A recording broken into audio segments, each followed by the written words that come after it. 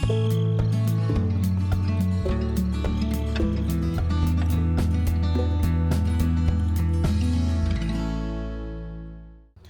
folks, welcome back to Gelvin Valley Farming Simulator 15, map created by Wild Wes.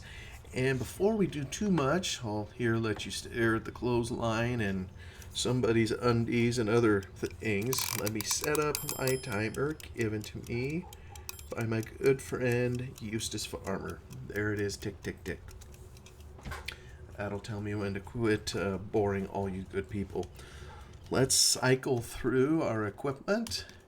Oh yes, I recall we were planting field number 32. We had to bring some sauce out to the field as well as refills for the seeds. And so let's go continue where we left off.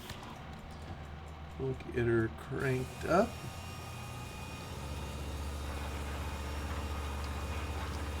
And here we go, planting our fields again, assuming it's kind of in the fall time of the year. In beautiful Gelvin Valley,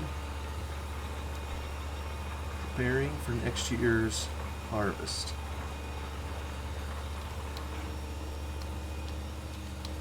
You know, I just got done recording a couple videos in a different version of Farming Sim, and this one happened to be an older version, and so things like key bindings and whatnot change.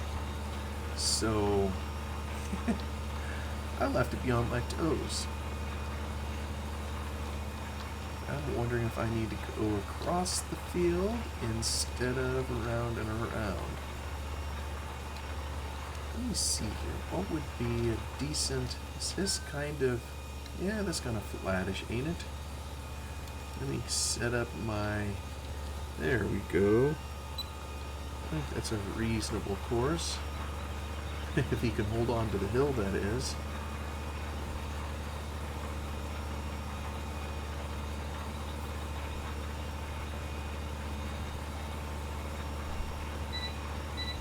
Well, as I record this here, I'll just try to do the uphill side first.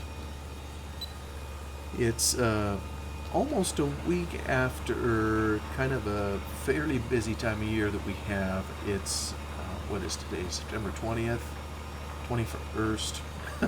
I can't even do the math anymore or know what day it is.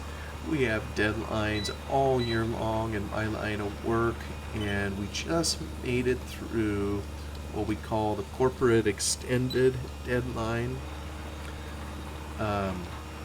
Actually, it'd be more than corporations. There's also partnerships, limited liability companies that we take care of. See, if you have a calendar year company, it'd be the calendar year ended 2022 in this case, the tax returns for those entities are due earlier in the year. I believe April 15th. They changed the dates around. It used to be March 15th. I'm not even sure which one it is. One of the two. Anyway, if you need more time, and many of our customers do, they will do what's called filing an extension. It doesn't get you out of paying on time. The government wants you to put in your money. If you feel you're going to owe at that time, at the date of extension, what you would do is estimate kind of what you think you're going to owe in big round numbers, and then you would send a check in and you would extend the return and take more time to pull your records together. And then ideally, if you've estimated or hopefully overestimated, by the time you get to September 15th, there's nothing further that you owe, because by the time you get to the air, if you have to pay, there's probably going to be penalties. Anyway, all that to say, extensions of time usually are no big deal. Maybe you have to pay, maybe you don't, but it's just filing a piece of paper or anymore. We do it digitally in our system, so it's pretty easy to do. So really, the more stressful of the two deadlines isn't April 15th, it's September 15th. It is September 15th that is the more stressful of the deadlines because there is no opportunity for further extension. The customer, and I had one client who, for whatever reason, they didn't send their materials in. Now, maybe they've opted to go to another accountant. That's possible, and didn't tell me. But I kind of suspect they're just behind. I reached out to them, and they didn't even reply. So that one's probably coming. And if they end up owing money, they're kind of going to be in a world of hurt. People blow tax deadlines all the time. But if you want to do it right and stay off the radar of the government, or not put a target on yourself that says, hey, come audit me, check out what I'm doing. Generally, you want to get things filed by the due dates, as anybody would expect. So if you want to do that legitimately, you have to have it done by September 15th. So since there's no more time, that tends to be why the later dates in the year can be a little bit more stressful. And we have another one of those coming up for October 15th, where there's also some corporations due at that time, but this is primarily for the individuals. All the individual people that file a return, it's due April 15th. Now it's the extension is due on October 15th. So again, it is the drop dead date. There's no further extensions unless you want to encounter significant penalties for not following the law. So we had that going on last week, and clients a lot of times don't understand this, and I'm guessing it's probably the same in just about every occupation. Where maybe you work in an occupation where people can see what you do, and maybe it's a little tougher in one like accounting where things are just more intangible. But I imagine the dynamic I'm going to describe is very similar in every occupation. We all know it takes a certain amount of effort and work to get through a particular project. So if I have a tax return, some of them are fairly large. We have some clients, where their tax returns we help them with are so involved, it takes longer than a 40-hour week to finish them. So therefore, if the deadline is on a Friday and it's going to take 40 hours, you don't want a client to show up on Thursday and say, here's my information, can you turn around and make it fileable by Friday? And of course, if that's what someone would have done to us, the answer would be flat out, no, we can't do that. Not unless significant risk is taken, many corners are cut, that just increases risk and some of those kinds of things. But it sure would be nice if our clients, and we try, but they're people like everybody else, just like any of us. And so while I go to work and I maybe bemoan the fact that some of our clients aren't very timely, when they turn in their stuff, they could probably complain about me, because if I'm asking them to do something for me, maybe I don't prepare enough and give them enough time either. So I kind of feel like that's probably, like I say, I think that's probably a dynamic that's broader than just my industry. When you have to deal with your OQ public and all of their idiosyncrasies and tendencies, well, we human beings have a propensity to procrastinate and not really fully appreciate what the other guy is doing or what they have to do to serve us a lot of times. Sometimes it shows up in little ways, and in other ways it's, like in our case, where there's a significant amount of time needed to prepare sometimes, we really need to have that in. I would just love, and we do have some clients that do this, if early in the summer or shortly after the original filing date, if they would jump on it and get their stuff in so we could be working on it over the summer, because there's times, where we have employees who have nothing to do, and then all of a sudden, we hit a due date time period, and it's like we need more people because there's too much to do kind of at the last minute. But if it would have come in earlier, anyway, I'm sure anybody listening gets the point.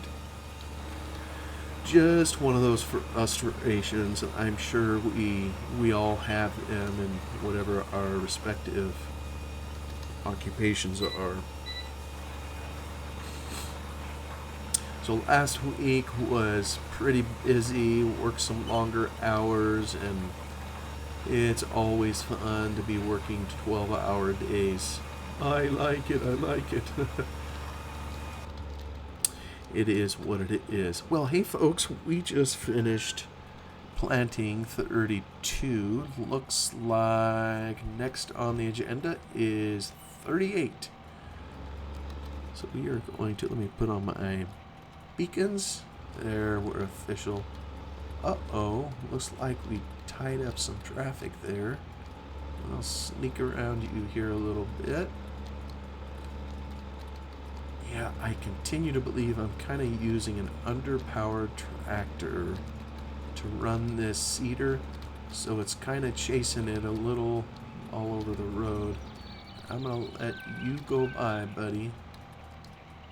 There, sneak on by, and then I'm going to go through our friend's land here. He allows us to kind of sneak through so we can cut us off at the pass. And I kind of joked about this one other time, but it is true, farmer to farmer. I know I've mentioned I worked in Lone Oak. There, if anybody's ever played that map, you know that there's a gravel road that they have their main farm on, and oops, the gravel meets up with the blacktop, and there's kind of a turn through the trees. And in real life, I wouldn't say it's a tight turn, but there's low-hanging limbs from the trees, and it's really a place where you don't want to take combines. Just beat them up, kind of driving through there. So they had an arrangement with their neighbors, like in the Lone Oak map, if you know where the hog farm is, there's kind of a road in there, a separate road that kind of stays up on top, if you will, and leaves you out of those trees. Oh, that's right. I got some grass I need to put in down here. All right, folks. Wrong. Oh, there we go. Oops. Is that grass? Yeah, I think that's grass. Because we just can't leave this as it is. And I may need to come in here and clean this up with... I may need to clean it up with the plow to really do this right, but I'm gonna try.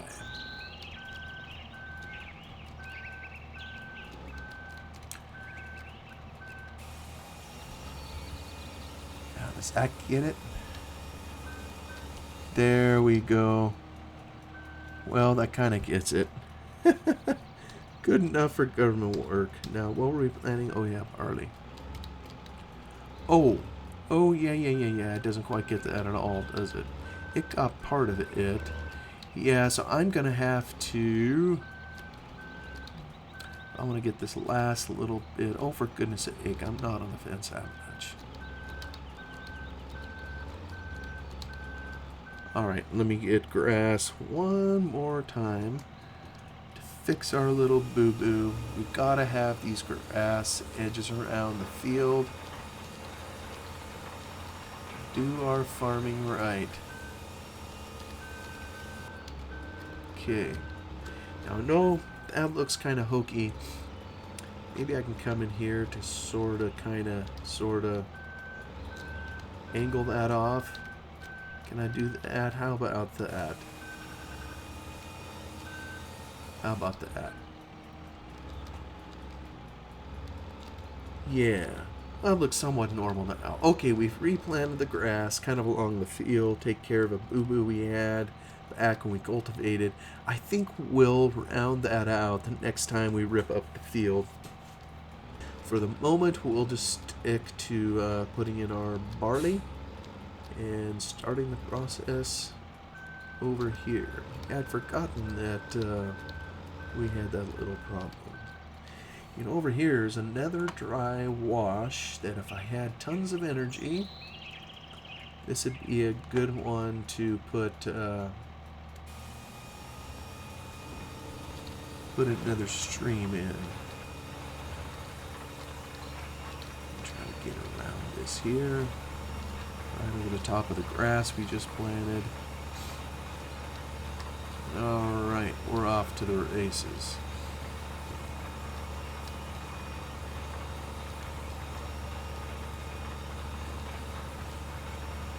Now this week at the office, in contrast, after the deadline is much quieter. I'm noticing there's far fewer people in the office. I know one of the guys is vacationing. He's over in Hawaii.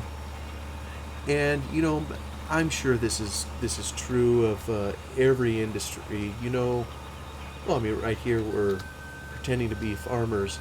A farmer isn't going to vacation certain times a year. You will never see a farmer, at least not a smart one, you know, that wants to stay in business. You're not going to see him vacationing in harvest.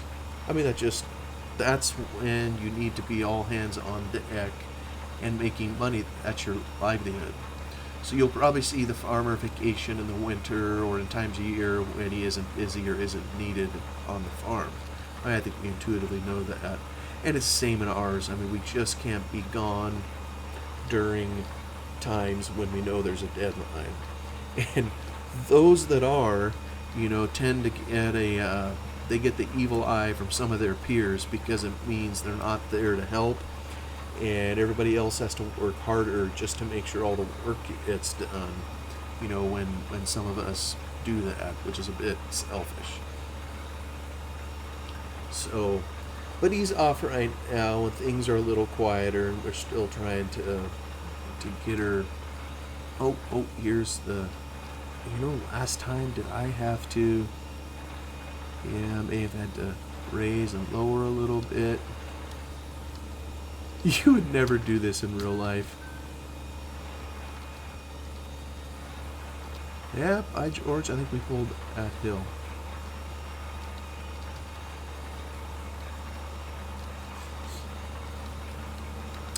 So this week we actually had some exciting news, and I realize I'm talking about my occupation, which probably bores everybody to tears, but it isn't often that we have a change in ownership in small business. I don't care if you're an accounting firm like we are, or, you know, if you're some other kind of enterprise. I mean, I just had a meeting this week with a company that's in the printing business, and a couple of years ago, kind of a typical transition, father to son, and another partner involved. But we just had this happen in our business. We've grown over the years, and so we added a partner, another partner. So there's 4 of us now, basically, that are owners of the firm. And so this time, you know, this is something else that has changed. When I became a partner, I don't remember any particular fanfare, and that's fine. I don't need fanfare. Oh, hey, don't go down the hill on me like that. Oh, good grief. I'm going to crab walk down the hill. Who planted this? Can't plant and talk at the same time, it would appear. But I think it's good for morale, good for the troops that we can celebrate some of those things together, and so that's what we did. We carved out an afternoon, and we took our people to, oh, I think it's a winery, small winery, kind of south of where our office is, 15 minutes away or whatever, so not that far. We carved out a couple hours. We went there, the entire firm. We closed the office, and we treated our people to, well, to some wine and whatever other refreshments the place offered. I think they had 5 courses of stuff. And I don't know what to call it. I'll just call it stuff to be polite. I am really not a very highfalutin kind of person. I'm pretty basic, in terms of the stuff that I like to eat and that kind of thing. For example, I didn't even have any wine. I just, I suppose I could have had it. I mean, I'll pay for it and all that. I don't like it enough to have it. So I just chose to have some iced tea instead. I wasn't the only one. Not everybody drinks alcohol. But some of the other stuff, everybody's maybe had at one point or other a charcuterie board or whatever they call that. I enjoy that, when they put out meats and pickles and cheese and green olives and, just finger food type stuff. So they had some of that here for folks to eat on.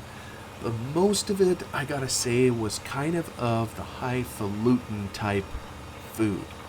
Where when you look at it, say, that doesn't even look appetizing. Number one, I don't know what it is. Number two, it doesn't even look nice. And number three, then when you do put it in your mouth, it's like, yeah, I was right.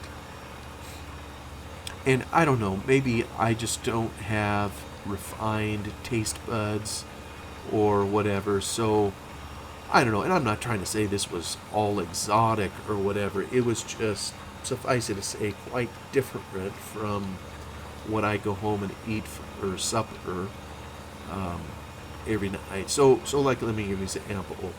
There were these little teeny tiny hard-boiled eggs.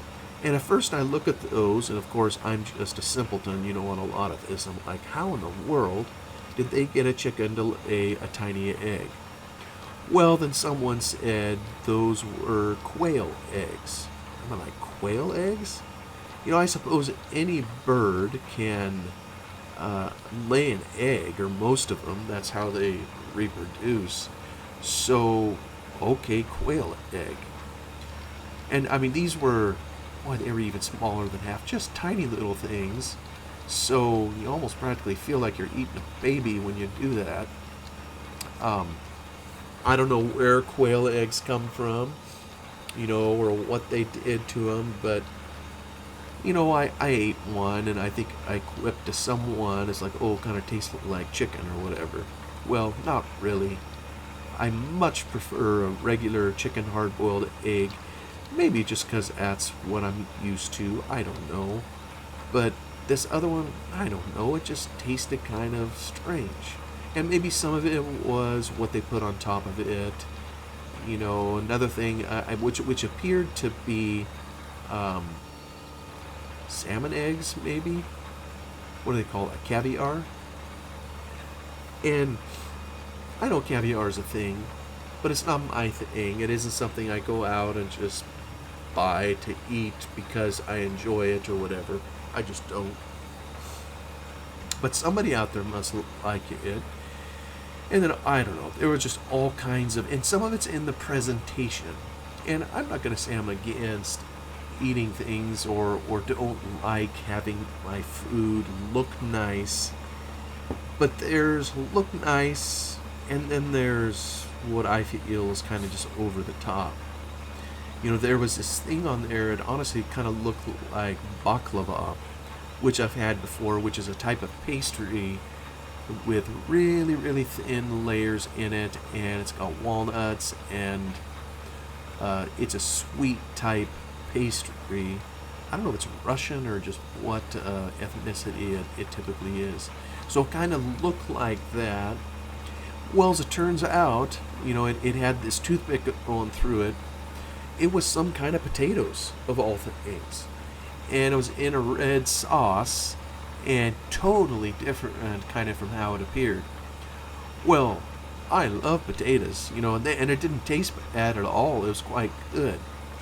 But someone had taken a lot of time to cut it with very, very sharp precision. It was kind of in this perfect square, with the toothpick through it, just sitting perfectly on the little plate or whatever that they had it on. They sure don't need to do that for my sake. I'll take them all askew. I mean, it doesn't have to be cut up for me. So that's kind of what I'm saying. I don't know. I'm just not that pretentious of a person, I guess, where I need all this fancy stuff. And then there was something later, I remember, someone told me, says, well, if you enjoy mushrooms, you'll really want to try this. Well, I do enjoy mushrooms, so I tried this. And this, I have no idea what it was. I mean, it was some kind of pasty stuff. Oh, it's in some kind of I can't even describe it. Some kind of a pastry cup dish or whatever, and then it had this pasty so-called mushroom stuff. Well, it sure didn't taste like mushroom to me. I have no clue if that's really what it was. Maybe it was some exotic mushroom, or I really don't know. And of course, they don't do you the favor of putting labels by any of this stuff to help simpletons like me even know what you're eating. So there was a point I just quit going to the table and eating stuff because I wasn't sure I would end up caring for it. But it was nice to be there as a group. It ain't all about the food, of course, or the wine. Nice to be there as a group to celebrate someone's promotion. Although you always wonder how people internalize that. Like it or not, we're all gifted with different talents and abilities. I mean, just listen to me try to talk. I mean, I don't have a gift of public speaking or that kind of thing. So we're all different in terms of how we're able to work, how we're able to bring in clients, our cognitive abilities to work through problems and issues. We know all that, and compensation tries to reflect those differences in people, where some are just more valuable than others, either by their intellect that God gave them or by their ability to work hard. Some people, what they lack in gifting, if you will, they make up for by working more hours, and they give value in that way. And some people, the real superstars, do both. So we all know that, and there's, in any job, small business, a lot of times there's hopefully friendly competition, between people for the various roles, for promotion, and you just hope it isn't acrimonious. Oh boy, that's just gorgeous. Look at that. Love this map. So you wonder, and nobody's gonna be so crass they're gonna act out or say that, or not a mature person anyways. You see it in other ways, to where if they felt, they should be the one promoted and, throw a tantrum or whatever. Well, we all know that's kid stuff. And if you do that, you're only advertising why you aren't qualified for a promotion or that kind of thing. So even if, someone feels less than pleased at celebrating someone else's promotion, they at least keep it under wraps. And, kind of like my father's always said, there's always room at the top for people who perform and and take care of her clients, can manage projects, whatever term you want to put to it. There's always room. But my observation is this generation, and I'm not making a value statement. Believe me, I appreciate time away from work. But what I'm observing is people anymore generally don't want to work as hard as maybe they once did. And that just is what it is. So in that kind of a system, if you are someone who works hard, and obviously there are sacrifices, and if you're going to work hard, something has to give somewhere else. And there's always these buzzwords we put on it: work-life balance, and yes, of course, that's all important, but it all depends on what a person's goals are.